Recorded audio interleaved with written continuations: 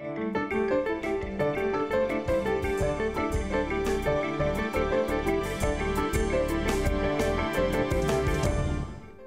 I'm Kamal Santamaria. This is Counting the Cost on Al Jazeera, our weekly look at the world of business and finance. This week, the economies of the revolution, from Saudi Arabia to Yemen, in desperate need of an economic kickstart as the country stagnates under political and social pressure. And Bahrain, where this land was sold for $3. We talk to the people who want it back and explore the country's wider issues.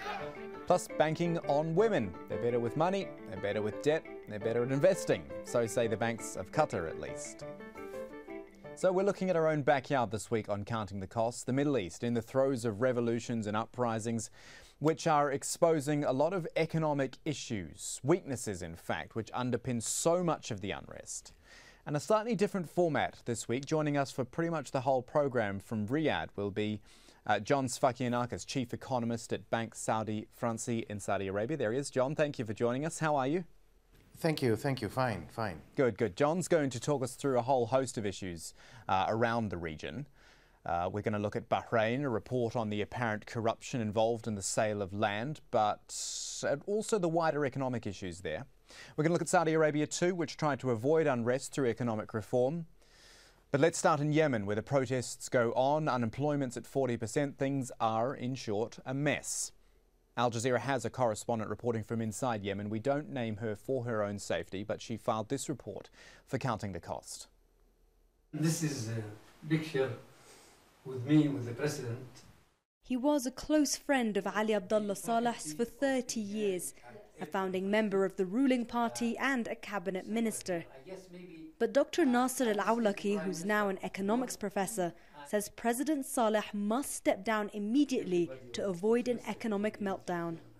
With these political problems in Yemen, I think this will impact on our oil production and on our income, and this will be an economic catastrophe.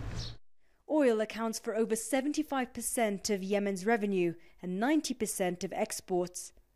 Most oil is produced in the provinces of Hadramaut, Shebwa and Marib, which also houses one of the largest gas complexes in the world.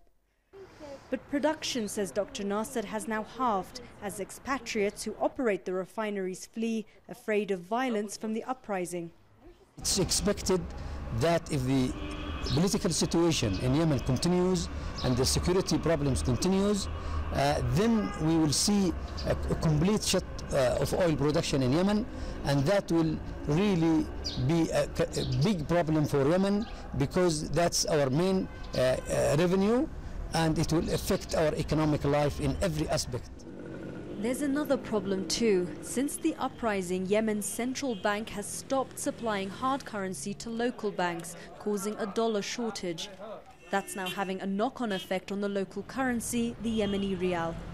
It was expected that the exchange between the rial and the dollar will be around 230 rials per dollar. But I expect that it will go more than that. It could reach 300 rials per dollar. And that means big inflation, that means high prices for the people, and that means disturbances all over the country. And it's already happening. Yemenis are starting to panic as the price of basic goods increase daily. The country is heavily import dependent, but because of the lack of dollars, imports are already decreasing. People are worried about the future, so they are stocking up on goods. They're scared prices will increase and of shortages. Now, every time I go to buy goods for my shop from wholesalers, it's more expensive. And a lot of the time, I can't find what I need. As talks with the opposition on President Saleh's exit from power stall, the uncertainty is damaging an already poor country. And with every day that passes without a solution, Yemen falls deeper into an economic crisis it cannot afford. In Yemen, for Counting the Cost. Right, so let's bring in John Sfakianakis now for the first of our analyses. John, when a country, Yemen here, has estimated 40% unemployment, how on earth do you kickstart that economy? Because we see this all over the world. All that people want is a job? Well, it's very difficult by all means, but not impossible. First of all, you need to have a committed government, a government which is tilted towards more transparency, better governance. Certainly, the corruption level in Yemen is very, very high. And at the same time, the direction is not clear. So all these things that Yemen had, the positive things in the economy, such as agriculture, such as tourism, is very difficult now to promote because one, you don't have enough water, and two, in terms of tourism, because of the situation in Yemen, there are no tourists. What about the big ones in the region? Oil and gas I'm talking about. Is there enough of that for Yemen to cash in on? There is some, and definitely oil and gas generates about 75 to 80% of Yemen's government revenues and about 90% of Yemen's exports. So it is a resource, but it's a depletable resource. And it depends on where oil prices will be. Now oil prices are good for Yemen because they will get some revenue into the coffers of the state. But certainly if oil prices go down, then Yemen will have a challenge. So the issue here is they have to diversify. But again, I would say that governance is very, very important. Having a leader who knows that there is a vision and who knows that he can bring in all the different parties is far more important than just the resource. The resource is an issue, but altogether are far greater issues than just the one issue that is missing or the two.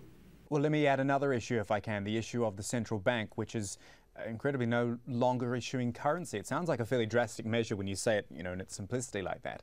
What is the central bank doing? Is it in fact creating more problems for itself later? Well, the central bank is in a corner right now, in a very difficult corner, because on the one hand you have a population which doesn't rely much on the local currency. So over the last 2 weeks we have been seeing people going into banks demanding for dollars.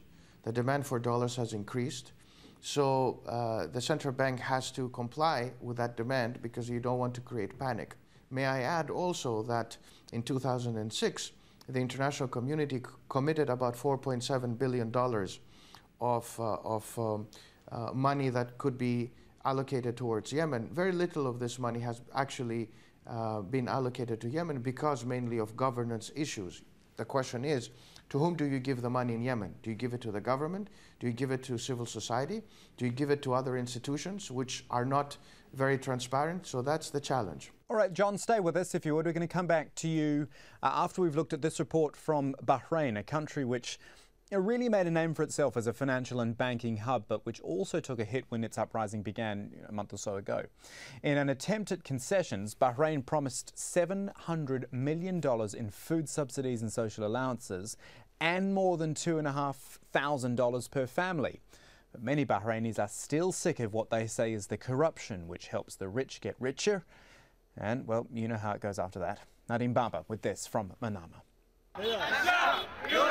$1 dinar or $3, a tiny amount that's causing a huge stink in Bahrain. They're angry because that's how much this prestigious area of the capital was allegedly sold for. The buyer was the Prime Minister Sheikh Khalifa, the king's uncle, who's since developed the Bahrain financial harbour on the land. The Prime Minister's spokesman says no laws were broken over the financial harbour deal, and anyone questioning it can take the matter to court. This land. But that doesn't wash with Abdul Jalil Khalil, who led a parliamentary investigation into public land use.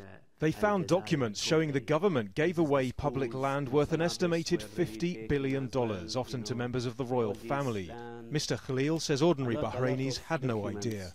They want corrective action to take all these lands back to the state property register for schools, for hospitals, and for housing projects. Nobody will believe the government, whatever they say, because we have the documents, and this document proved the crime. Just outside the capital, an example of the land grab. This is as close as we could get to the project known as Narana. It's reclaimed land, and years ago the government said that it was going to be allocated for public housing, but now that's not going to happen. That's because the land's been handed over to private developers. Whatever they build, it won't be houses for low-income families in nearby Karana, which is what it was meant for. Al Jazeera went to Karana to see what people knew of the plan to give them new land. It turns out they'd never heard about it. Saeed Ibrahim shows us around the place he calls home. He lives here with 2 of his sons and their families, 11 people in all. He says it's not healthy having the toilet right next to the kitchen, but that's the way it is. What can I say? I'm living in a luxury villa, as you can see. They have money for their villas and their big towers. But for the poor people, there's nothing. 9 years ago, the authorities did promise to renovate this place, but Saeed's family is still waiting. The government's now promising to build 50,000 new homes. It's being seen as a response to the protests. People like Saeed are not holding their breath. So that issue, a very specific one in Bahrain, but as I mentioned before, more widely, the country has been facing a lot of problems since this uprising, which did thrust the country into the global spotlight. John Sfakianakis still with us. John, up until then, one of the only reasons people actually heard about Bahrain was the Formula One Grand Prix, and it lost that this year because of the unrest. Just one event, but how much of a blow? Well, definitely it's a significant event because Bahrain for many years has been trying to cast a special position for itself in the wider Gulf region. Bahrain has challenges. The first challenge is to overcome the political situation inside the country, but the second challenge is to attract people, investors, and also not to lose the investors that it has currently in Bahrain. But also you have to remember that what was happening in the Gulf did impact Bahrain in many ways. For one, you had competition from Abu Dhabi. Abu Dhabi now is hosting the Formula One. You have certainly in the financial sector more competition from Dubai. You have more competition from Qatar. So Bahrain is not alone. And as everybody else started competing in the same areas where Bahrain was known for since the mid-70s, late 70s, which is the financial services sector, then it became difficult for Bahrain to have this niche. So it's not just what's happening today in Bahrain, but also what has been happening in the wider Gulf. So in that case, where else do you think Bahrain could diversify? You've made a very good point that it's got a lot of competition for things like financial services. Doha, Dubai, Abu Dhabi have all got those as well. So is there something else that Bahrain can do other than relying on oil, which we know doesn't last? It's not going to be easy. Tourism, definitely, but the attraction point is for Bahrain to be a tourist destination for Saudis, and certainly they could go into the wider Middle Eastern market or the wider Gulf market and attract more people. They could also go outside. They could develop the airline that they have and make it as more of a value-added point for the local economy. Certainly this is an issue where a lot of the other Gulf economies are competing directly. You have Etihad, you have Emirates, very successful airline Emirates. You have also Qatar Airways, which is doing a wonderful job. So Gulf Airlines and Bahrain has to put money. And the issue of money is a concern because Bahrain doesn't have a lot of money to invest in all these sectors. So what Qatar has, Bahrain doesn't easily have, which is access to capital. The financial services sector is something that Bahrain has to be very protective, and it has to continue to be a leader. Because if they lose that, which is contributing to around 25% of their economy, the financial services sector, then they're going to have serious problems in terms of where is the future of the Bahraini economy going to be. Okay, so that is Bahrain. John, hold on a moment again, please, if you wouldn't mind, because we want to look now at the place you do business, Saudi Arabia. Because while Bahrain and, let's not forget, Yemen, Oman as well, all became restless, Saudi made some moves to try to stave off similar problems. First up, King Abdullah announced $93 billion in social handouts. But it's housing where there's been a big concern, and so $66.7 billion is to be spent on 500,000 new homes.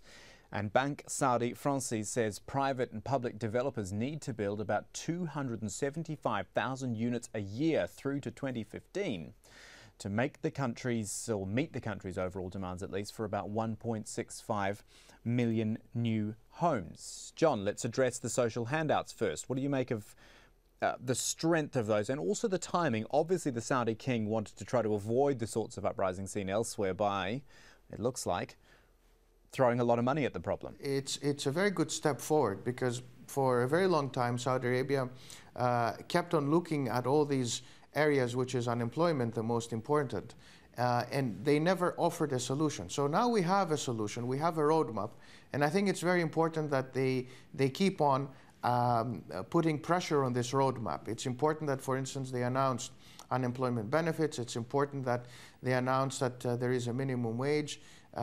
I think that Saudi Arabia needs to address the issue of labor and the structure of its labor market so that it favors more nationals and it favors less the expatriates. And I think this is an important lesson that has to be drawn for the rest of the Gulf countries, which more or less have the same labor market structure. But I take it as a good step forward, but I do expect that more is going to come out. I do expect more measures to be announced. And I do think that society also is looking for more measures to be taken by the king. And I do believe that here society looks up at the king, at His Majesty, as somebody who can deliver the reforms. They do not want to see what is happening today in Libya to happen to Saudi Arabia. They don't want to go the Tunisia route or the Egypt route. The Saudis are much more savvy, and certainly they do believe in change and reform, economic reform. And also I do believe that there has to be, or people are looking for more of a wider reform within the wider political economy. But I do believe again that they're looking at King Abdullah as somebody who is there to deliver, and they're looking up. They don't want to see a change in the system. So it's good steps. These are good steps, but I do think that there is more to follow, and we will see them. Just a quick word on the housing situation as well.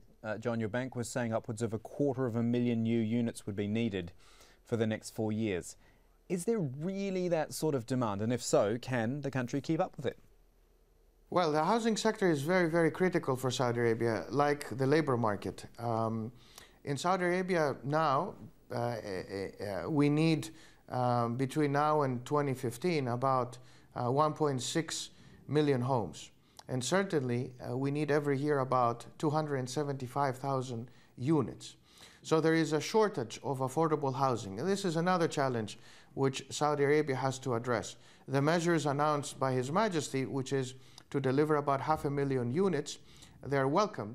But certainly we want to see, and I would like to see, when they will be delivered, how they will be delivered, and where they're going to be delivered. So this is good, but obviously it's not enough, and more has to be done. And I think that you will see this. But definitely there is a shortage in terms of housing. I do expect that the mortgage law will come out maybe later this year, maybe early next year.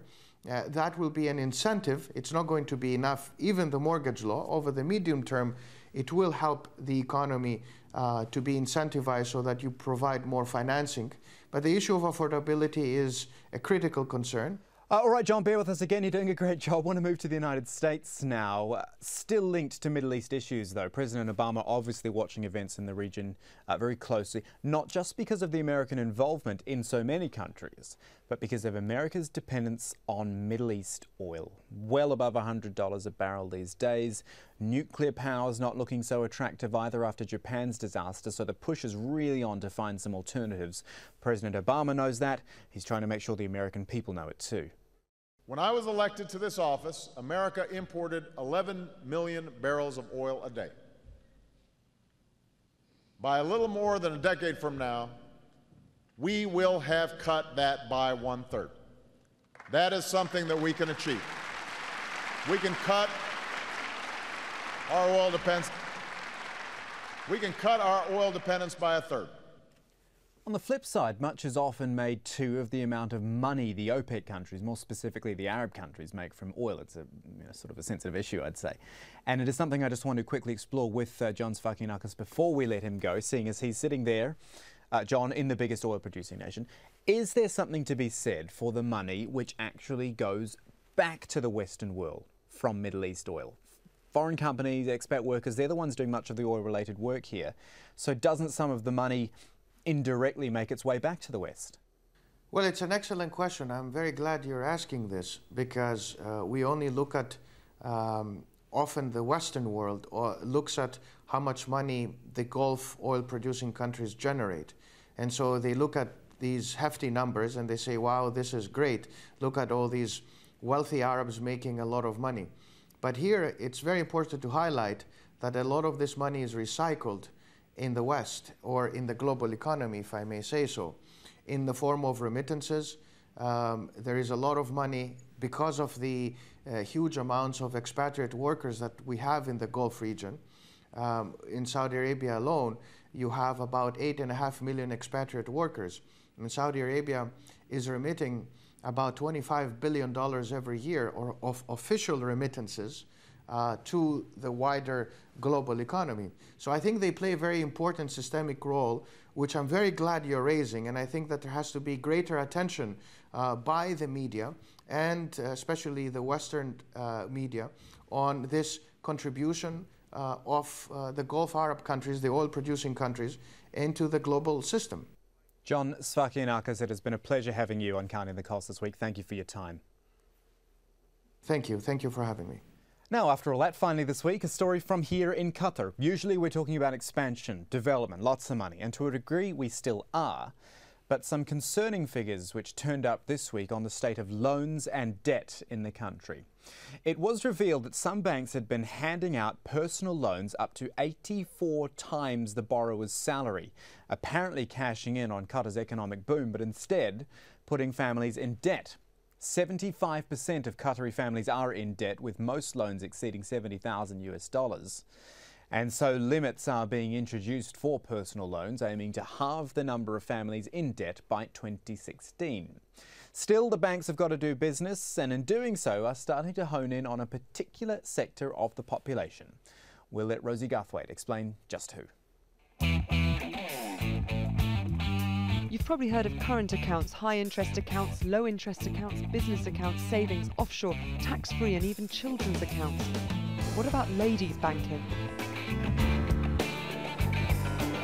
Women represent a big portion of the Qatar working community, and very few banks give them the attention that they're supposed to receive. As a male, of course, it pains me to say this, but ladies tend to be much better payers and much more loyal bank customers than some men, and we've seen that their delinquency history from the female customers we have is very, very low indeed. If you're offering them with lower rates, will attract them more to get loans or to think about taking loans. 150 of Qatar's most influential women were invited to the launch of this account for the International Bank of Qatar. Qatar is now officially the richest country in the world per head of the population, and there are lots of wealthy women here. This account is about cash rather than culture. In the Middle East as a whole, there's around $246 billion that is controlled by ladies. That should grow to around $383 billion by 2011, so that's this year. It's not a new concept. Microfinancing organisations have been handing out small loans to women who are more reliable borrowers for years now. And large banks around the world, like IBQ, are trying to find accounts that fit the way that women financially plan. But it's banks in the Islamic world that are really leading the way. It's all about the economic empowerment of women. It's a great idea. It should go global. It'll show that women are free. It'll give her independence. Women are much more responsible and careful when it comes to money. They are serious. In 2010, the number of women in the US labour force rose higher than the number of men for the first time ever. But a survey done by the Department of Labour there suggests that on average, women only make 77% of the salary that a man in the same position with identical experience earns. As economies advance worldwide and education offers a way out of the house, there's no doubt that more and more organisations will be taking a second look at how to exploit this new market everywhere. Rosie Garthwaite, Al Jazeera, Counting the Cost. And just time enough to tell you about Counting the Cost online. You start at aljazeera.net/English. You click the business tab at the top and you follow the links to the Counting the Cost page for blogs and episodes in full. And then when you want to get in touch, you hop on Twitter. @KamalAJE is where you'll find me if you want to say hello, keep in touch with developments on the show. You can do that there. But that is it for this edition of Counting the Cost. I'm Kamal Santa Maria from the whole team. Thanks for joining us. The news on Al Jazeera is next.